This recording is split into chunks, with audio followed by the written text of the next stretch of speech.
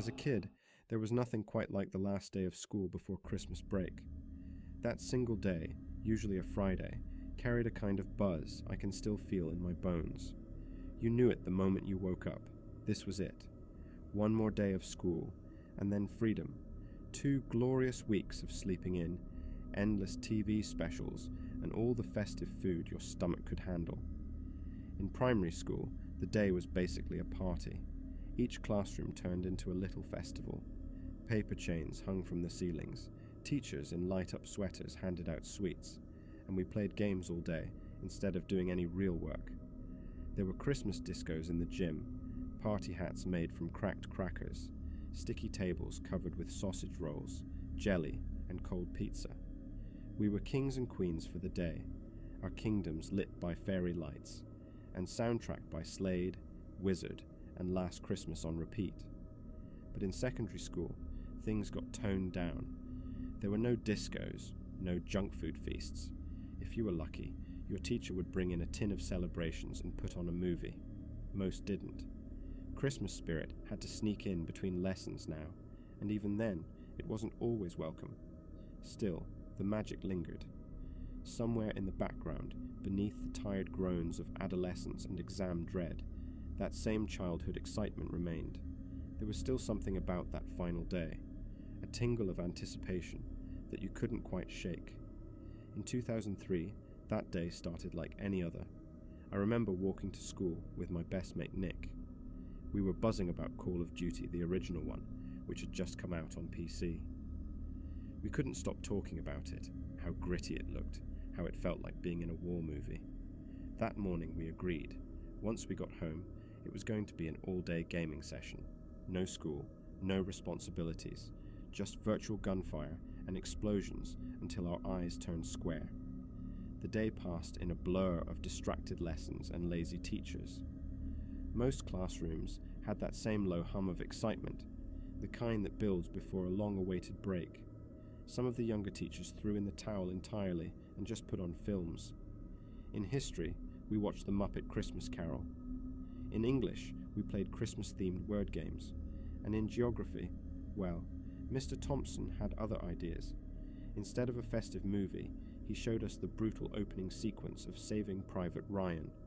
That's right, D-Day, blood and bullets and all, on the last day of term, to a room full of 14-year-olds. In hindsight, it's kind of insane, but at the time it felt epic. Perfect prep for an afternoon of Call of Duty. After lunch, things mellowed. We were back in geography, this time with Mr. Griffiths, our usual teacher, who was older and quieter than most. He was kind, always fair, and had the sort of presence that kept a classroom calm without raising his voice. That afternoon, he dimmed the lights and put on March of the Penguins, then settled behind his desk to mark papers. Nick and I took the seats by the big windows on the second floor. They looked out over the main courtyard, where a patch of grey tarmac was framed by the red brick buildings of the school. We weren't watching the movie. We were whispering about video games, cracking jokes, counting the minutes until the final bell. That's when I saw him, a man, in the courtyard. At first, I thought he might have been a maintenance worker or someone from admin, though something felt off right away. He wore a plain dirty jumper, faded jeans, and battered brown boots. His gait was strange, disjointed, almost robotic. He wandered toward the middle of the courtyard and stopped. Then he looked up, not at us, not at the windows, at the sky, and he didn't move. I elbowed Nick. "Check this guy out." Nick turned and squinted. "What's he doing?" We both watched. The man stood in the exact center of the courtyard, eyes fixed upward, as if something above him had caught his attention. His neck was craned so far back it looked painful. Nick laughed. Maybe he saw Santa early. Then he started singing, "I'm dreaming of a shite Christmas," under his breath, and we both cracked up. Until Mr. Griffiths raised his head. Language, boys. But I wasn't laughing anymore. The man was still staring, still unmoving. It had been over a minute now. There was a weird, heavy stillness to him, like he wasn't just zoning out, but frozen in some trance, like he was listening to something none of us could hear. Then a teacher came into view, Miss Hamilton. She walked out of the nearby lounge, clearly not expecting to see anyone. She paused, startled, and looked at him. He didn't move. She took a cautious step forward, said something, maybe asking if he was lost or needed help. That's when he snapped his head toward her, and in one smooth, jarring motion, lifted something. It glinted briefly in the light. Miss Hamilton flinched, then ran. "Did you see that?" Nick gasped. The man broke into a sprint, chasing Miss Hamilton across the courtyard. In his hand, glinting in the winter light, was a hammer. "Sir," Nick yelled, "someone's chasing her. He has a weapon." Mr. Griffiths bolted from his desk and rushed to the window. In an instant, the classroom went from sleepy to electric with panic. We watched in horror as the man reached the teacher's lounge and began slamming the hammer against the door, loud, jarring strikes echoing through the school. Griffiths locked our block and grabbed his phone. His face had gone pale, but he was composed. "Calling the police," he muttered. He told us to stay away from the windows. Naturally, we ignored him. Every one of us pressed against the glass, watching. The man now paced the courtyard, muttering, twitching.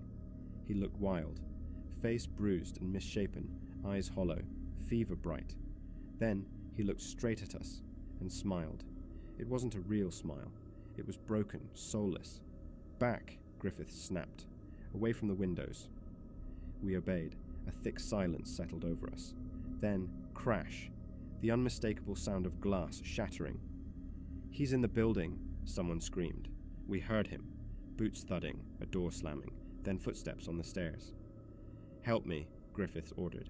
"We're barricading the door." Adrenaline kicked in. We shoved desks and chairs against the door. The narrow glass pane in it trembled. That's when we saw him again. His face right there, inches from the glass. No yelling, no words, just his empty stare.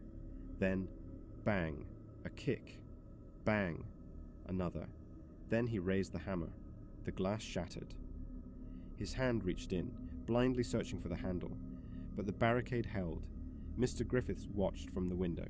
His face shifted. "Police," he whispered. "Thank God." Outside, 2 officers ran in. One had a taser. Moments later, we heard a shout, a scuffle, then pop. Silence. It was over. We stayed locked in for over an hour. Teachers came, a counselor too.